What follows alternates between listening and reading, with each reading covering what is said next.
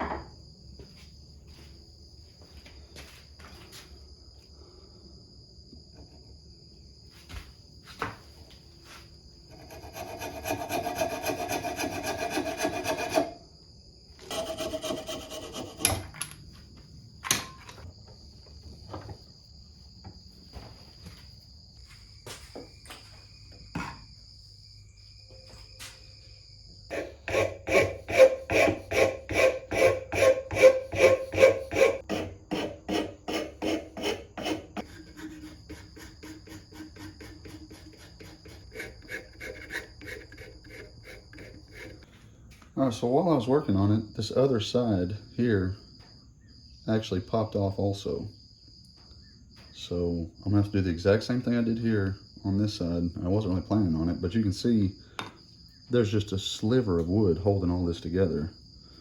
And I'm not real sure, maybe you guys know, why there are these screw holes here to begin with. It had screws in here like this. But the iron,